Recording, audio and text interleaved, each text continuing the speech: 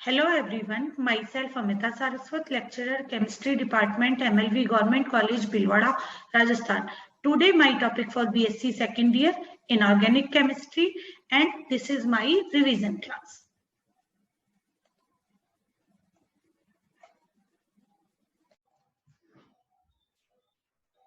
Hello, myself Amita Saraswat, lecturer chemistry department MLV Government College Bhilwara, Rajasthan. Today my third lecture of chemistry of elements of second and third transition series.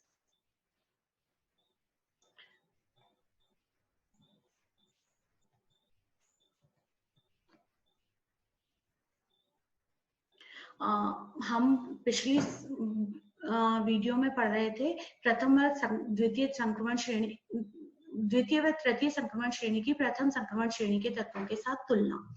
इसका दूसरा topic है ऑक्सीकरण अवस्था। प्रथम संक्रमण श्रेणी के समस्त तत्वों की +2 और +3 ऑक्सीकरण अवस्थाएं अत्यंत सामान्य हैं। द्वितीय तृतीय संक्रमण श्रेणी के तत्व सरल धनायन बनाने के स्थान पर उच्च ऑक्सीकरण अवस्था वाले संयुक्त ऋणायन बनाते हैं जो काफी स्थायी होते हैं। जैसे कि हम देखते हैं कि जब हम प्रथम संक्रमण श्रेणी की बात करें तो आयरन +2 और क्रोमियम +3 जैसे कि फेरस सल्फेट काफी कॉमन यौगिक है और बहुत स्थायी होता है। लेकिन द्वितीय और तृतीय संक्रमण श्रेणी के तत्व जैसे कि रूथीनियम और मॉलिब्डेनम ऐसे आयन +2 और +3 जैसे आयन नहीं बनाते। यहाँ पर हम देखेंगे कि MoO4 2- और WO4 2- पर्याप्त स्थायी है, जबकि क्रोमेट आयन प्रबल ऑक्सीकारक की तरह कार्य करता है। इसी तरह से परटेक्नेट आयन PCO4- और पररीनेट आयन ReO4- आयन स्थायी है। इनका आउटर मोस्ट कॉन्फ़िगरेशन D5 होता है, जैसे कि ये 4D5 और 5D5 के एलिमेंट्स हैं, जबकि 3D5 का एलिमेंट MnO4- परमैंगनेट आयन प्रबल ऑक्सीकारक की तरह कार्य करता है और ये जल्दी ही +2 ऑक्सीकरण अवस्था में बदलना चाहता है। द्वितीय और तृतीय संक्रमण श्रेणी के तत्व उच्च ऑक्सीकरण अवस्था में WCl6, ReF7, RuO4, OSO4 और PTF6 जैसे यौगिक बनाते हैं, लेकिन इस प्रकार के यौगिक प्रथम श्रेणी के तत्वों के ज्ञात नहीं है। द्वितीय व तृतीय संक्रमण श्रेणी के तत्व अपनी उच्च उपसह संयोजन संख्या और उच्च ऑक्सीकरण अवस्था की में प्रथम संक्रमण श्रेणी की तुलना में अधिक स्थायी होते हैं। मतलब द्वितीय और तृतीय संक्रमण श्रेणी के तत्वों की हायर ऑक्सीडेशन स्टेट ज्यादा स्टेबल होती है, लोअर ऑक्सीडेशन स्टेट यहाँ पर स्टेबल नहीं होती, या लोअर ऑक्सीडेशन स्टेट की जो यौगिक है वो स्थायी नहीं होते।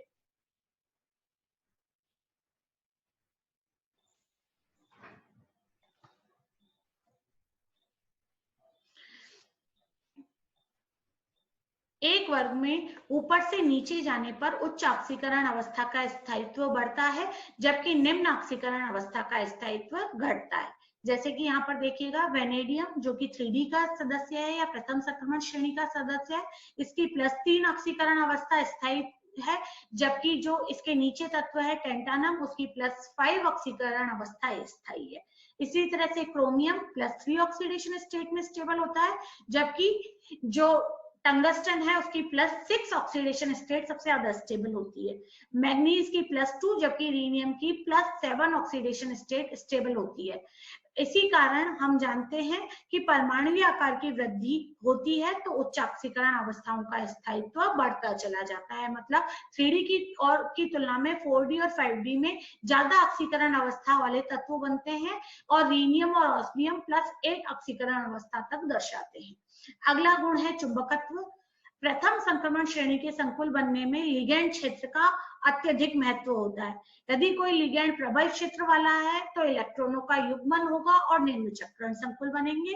इसके विपरीत यदि लिगैंड दुर्बल क्षेत्र वाला है तो धातु आयनों के इलेक्ट्रॉनों का युग्मन नहीं होगा और उच्च चक्रण संकुल का निर्माण होता है। लेकिन यहाँ पर यह बात इंपॉर्टेंट है कि जो द्वितीय और तृतीय संक्रमण श्रेणी है उन पर लिगैंड के क्षेत्र का कोई प्रभाव नहीं पड़ता और वहां पर जनरली निम्न चक्रण संकुल ही बनते हैं। मतलब लो स्पिन कॉम्प्लेक्स बनेंगे और इलेक्ट्रॉनों की पेयरिंग होगी। द्वितीय व तृतीय श्रेणी के तत्वों के चुंबकीय आघूर्ण में केवल अयुग्मित इलेक्ट्रॉनों का ही योगदान नहीं होता, बल्कि वहां पर चक्रण कक्षक युग्मन का भी योगदान होता है। तो इसी कारण इनका जो चुंबकीय आघूर्ण अगर हम निकालना चाहें तो उसके लिए काफी कॉम्प्लेक्स इक्वेशन का उपयोग करना पड़ता है।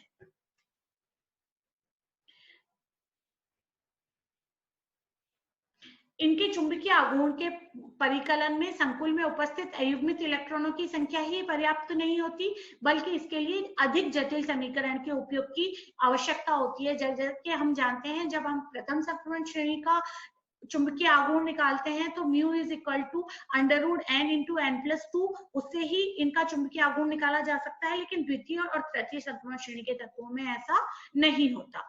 द्वितीय व तृतीय संक्रमण श्रेणी के यौगिकों के अनुचुंबकीय गुण ताप पर भी निर्भर करते हैं, क्योंकि यहाँ पर निम्नतम ऊर्जा स्तर में चक्रण कक्षक युग्मन के कारण कक्षकों की डीजनरेसी अपभ्रष्टता समाप्त हो जाती है। द्वितीय व तृतीय संक्रमण श्रेणी के यौगिकों के निम्न चक्रण संकुल बनने के दो मुख्य कारण हैं। पहला, 3D कक्षकों की तुलना में 4D और 5D कक्षकों का आकार काफी अधिक होता है।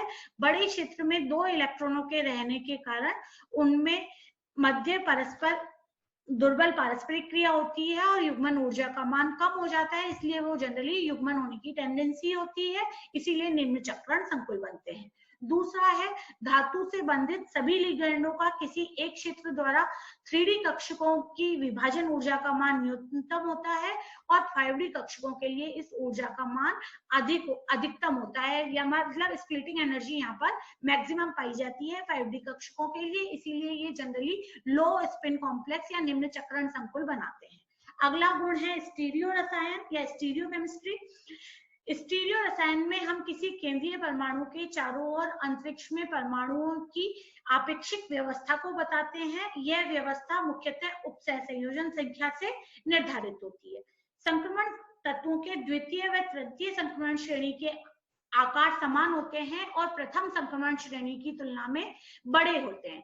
इसीलिए द्वितीय व संक्रमण श्रेणी के तत्वों की समन्वय संख्या भी प्रथम श्रेणी की अपेक्षा अधिक होती है, क्योंकि इनकी आयनिक त्रिज्या भी प्रथम श्रेणी की तुलना में 0.15 से 0.20 एंगस्ट्रॉम तक अधिक होती है। द्वितीय व तृतीय संक्रमण श्रेणी के तत्वों में अष्टफलकीय संरचना तो सामान्य रूप से पाई जाती है, लेकिन यहाँ पर समन्वय संख्या 7, 8, 9 और 10 भी काफी पाई जाती है। प्रथम संक्रमण श्रेणी के तत्वों में जो उपसह संयोजन संख्या है वह 6 से अधिक नहीं पाई जाती, जबकि द्वितीय और तृतीय श्रेणी में उपसह संयोजन संख्या 6 से कम नहीं होती। मतलब प्रथम श्रेणी के हम देखते हैं निकल और जैसे तत्व हैं जो 3D8 है, वो वहां पर चतुष्फलकीय या वर्ग समतलीय संकुल बनाते हैं, लेकिन इस तरह के संकुल द्वितीय और तृतीय श्रेणी के यौगिकों में नहीं पाए जाते। वहां पर उपसह संयोजन संख्या मिनिमम 6 होती है, मतलब अष्टफलकीय संकुल तो बनेगा ही, उसके अलावा पेंटागोनल, बाइपिरामिडल और द्वितीय और तरह के यौगिक भी पाए जाते हैं। Thank you.